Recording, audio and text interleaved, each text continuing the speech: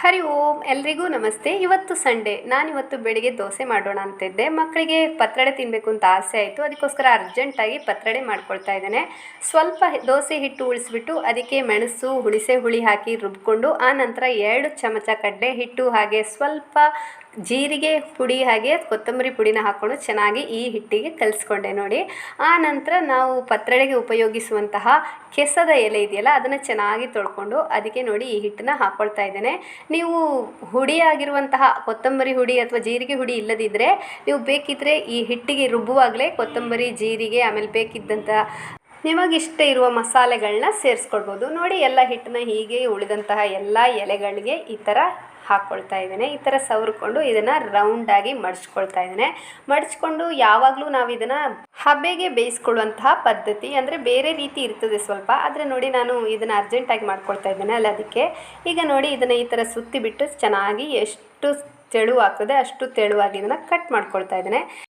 ದೋಸೆಗೆ ಮಾಡ್ಕೊಂಡಿರುವ ಹಿಟ್ಟಾದ ಕಾರಣ ಹಿಟ್ಟು ಸ್ವಲ್ಪ ತೆಳ್ಳಗಾಗಿತ್ತು, ಆದರೂ ಏನೂ ತೊಂದರೆ ಆಗಲಿಲ್ಲ ನೋಡಿ. ಈ ಥರ ಕಟ್ ಮಾಡ್ಕೊಂಡಿದ್ದೇನೆ. ಸಾಧ್ಯವಾದರೆ ಹಿಟ್ಟು ಸ್ವಲ್ಪ ದಪ್ಪಕ್ಕೆ ಮಾಡ್ಕೊಳ್ಳಿ. ಆನಂತರ ಒಂದು ಬಿಸಿಯಾದ ಕಾವಲಿಗೆ ಸ್ವಲ್ಪ ಎಣ್ಣೆ ಹಾಕ್ಕೊಂಡು ಕಟ್ ಮಾಡ್ಕೊಂಡಿರುವಂತಹ ಈ ಕೆಸದ ಪೀಸನ್ನ ಹಾಕ್ಕೊಳ್ತಾ ಇದ್ದೇನೆ ನೋಡಿ. ಸ್ವಲ್ಪ ಹಿಟ್ಟು ತೆಳ್ಳಗಾಗಿರುವ ಕಾರಣ ಈ ರೀತಿಯಾಗಿದೆ, ಅಂದರೆ ಹಿಟ್ಟು ಸ್ವಲ್ಪ ಆಚೀಚೆ ಹೋಗಿದೆ ನೋಡಿ. ಅದಕ್ಕೆ ನಾನೇನು ಮಾಡ್ತಾ ಇದ್ದೇನೆ ಅಂದರೆ ಈ ಥರ ಪೀಸ್ಗಳನ್ನೆಲ್ಲ ಹಾಕ್ಕೊಂಡು ಅದ್ರ ಮೇಲೆ ಸ್ವಲ್ಪ ಹಿಟ್ಟುಗಳನ್ನ ಹಾಕ್ಕೊಳ್ತಾ ಇದ್ದೇನೆ. ಈ ಥರ ಹಿಟ್ಟುಗಳನ್ನ ಇದ್ರ ಮೇಲೆ ಹಾಕ್ಕೊಂಡ್ರೆ ಹಿಟ್ಟು ಅದಕ್ಕೆ ತಗೊಂಡ್ಬಿಡ್ತದೆ. ಇಲ್ಲಾಂದರೆ ದಪ್ಪ ಆಗಿದ್ದರೆ ಒಳಗೆ ಹಿಟ್ಟು ನಿಲ್ತಿತ್ತು.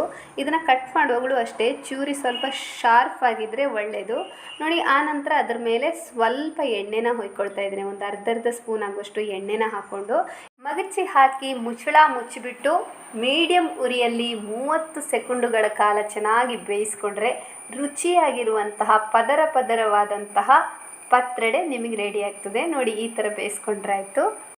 ನೋಡಿದ್ರಲ್ಲ ಸುಲಭವಾಗಿ ಯಾವ ರೀತಿ ಪತ್ರೊಡೆನ ಮನೇಲಿ ಮಾಡ್ಕೋಬೋದು ಅಂಥೇಳಿ.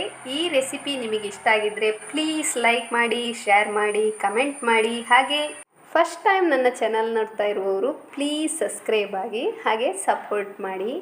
ಈ ರೆಸಿಪಿನ ನಿಮ್ಮನೇಲಿ ಮಾಡಿ ಹೇಗೆ ಬಂದಿದೆ ಎಂಬುದನ್ನು ಕಮೆಂಟ್ ಮೂಲಕ ತಿಳಿಸಿ.